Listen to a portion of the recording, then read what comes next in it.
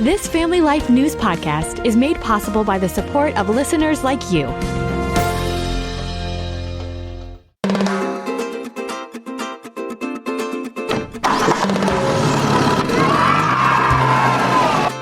Welcome to Family Life Staycations, a summertime feature where we highlight great places to visit around the Family Life listening area.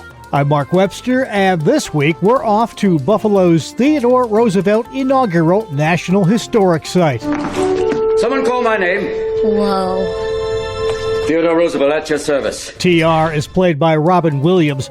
The inaugural site centers on three main themes: the 1901 Pan American Exposition, the assassination of President William Mckinley there, and the inauguration of the new president, Theodore Roosevelt. Spencer Morgan is the executive director.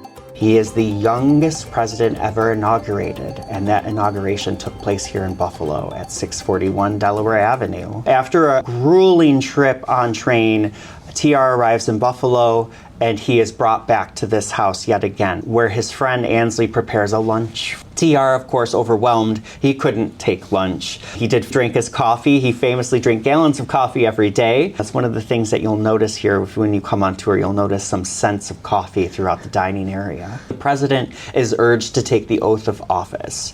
60 people gathered around this young president and witness him taking the oath of office. And immediately following the oath, TR meets with the cabinet. Between the 14th and the 16th, 641 Delaware Avenue, Buffalo served as the unofficial executive mansion for this nation. Let's fast forward to today. Somebody's coming to visit. What are some of the highlights you're going to see? The site is open 7 days a week, 10 a.m. to 5 p.m. You can only see the site if you are on a guided tour. During the busy season in the summer, we have guided tours every half hour. Make your reservations online at our website, which is trsite.org. As you visit, you'll be brought back in time. You're going to be shown the Pan Am and why the Pan Am was in Buffalo. What was America going through at the turn of the last century? What were the key issues that TR grappled with as a young president? You're going to experience the context of the day and this great optimism at the end of the Victorian period for the new century of what would happen in America. We essentially still had this manifest destiny in this country. We were the best country. We were the wealthiest country. We were the most formidable power militarily. So there was a lot to celebrate in 1901. And then you will visit 3 restored rooms as they looked in September of 1901, and you're taken back to September 14th specifically. This site is interpreted to look as it did on September 14th of 1901. Even though the site's history goes way back to the 1830s, we are here because a presidential oath of office took place here. You will also experience what we call our Issues Theater, which is a 12-minute experience where you will explore the 5 key issues that TR grappled with: racial and social justice, environmental conservation, big business labor relations, the threat of war overseas, the U.S. role in global affairs, and immigration and urban poverty. These themes might seem very familiar to our listeners because they're very relevant to today and what we're going through culturally, socially, and politically. But they're the same issues we were grappling with as a country in 1901, and although the context might be different, we still continue to grapple with these issues today as a society. That's what you'll experience on the first floor of the site, and then you'll be taken to the second floor where the fun really does begin. Because of the historic nature of the house, we don't have any photographs or any really detailed archives of who slept in what room and what they looked like and where TR was, etc. So that gave us some creative license with the second floor, which enabled us to install some new exhibits and some new technology. We have a recreation of Theodore Roosevelt's presidential office in one space. We have a touchscreen globe, a touchscreen presidential desk. You can get your picture as president on a newspaper, emailed or sent to your cell phone behind President Roosevelt's presidential desk.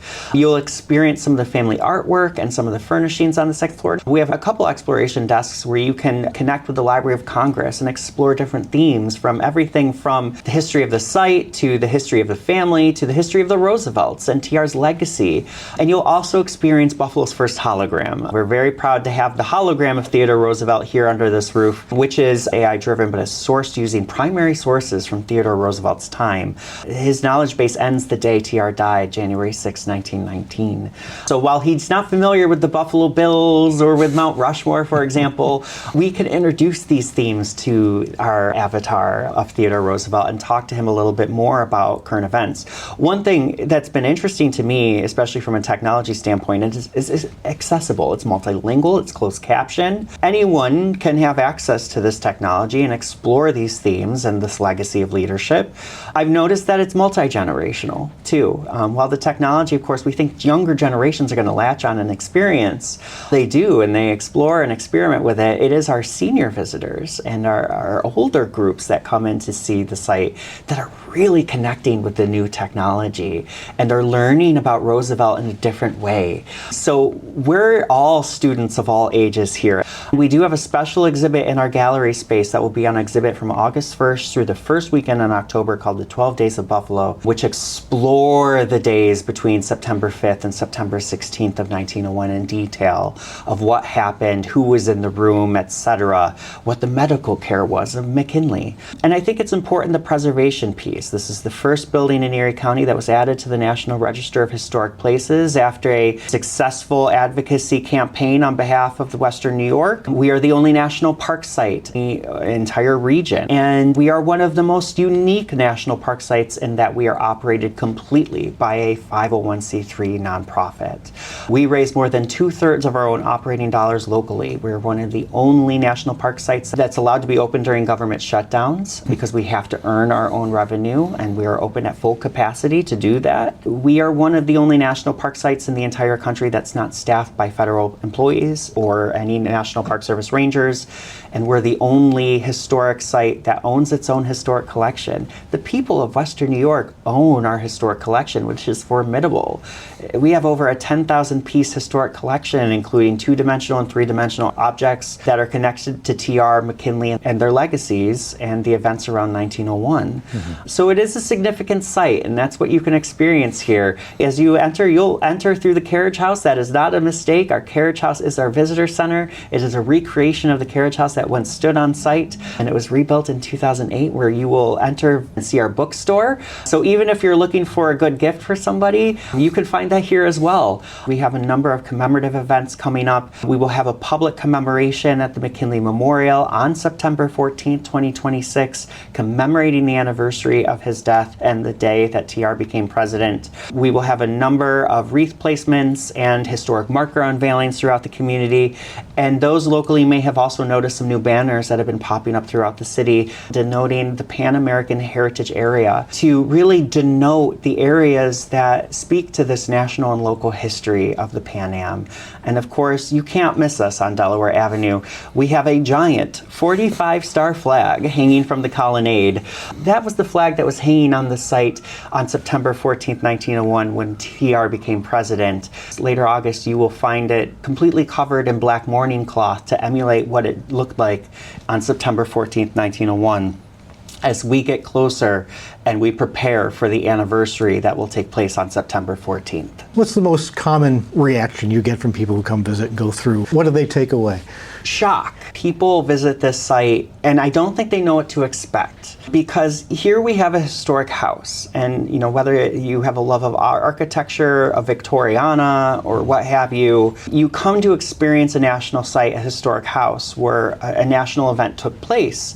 But when you leave a more engaged citizen from your tour. You will understand the world in a different way, and you will understand the context of what we're grappling with today as a society. We receive a lot of national and international visitors to our area through this national park site. 30,000 people a year come to this site, including thousands of school children through free field trips that we offer for fourth graders through a grant from the National Park Foundation. Just one takeaway from this site, I think people leave impressed because they're not used to seeing a place where preservation, arts and culture, and civics truly collide. Spencer Morgan, Executive Director of Buffalo's Theodore Roosevelt Inaugural National Historic Site. Learn more at trsite.org. And this has been Family Life Staycations, a weekly summertime feature highlighting great places to visit around the Family Life listening area. Please join us again next time as we hit the road for another Family Life Staycation. Thank you for listening to this Family Life News podcast. If you've been encouraged by what you've heard, please share it with others and click the subscribe button to automatically receive future episodes. Family Life is a listener-supported ministry. Podcasts like this are made possible by your financial partnership. Find out more at familylife.org.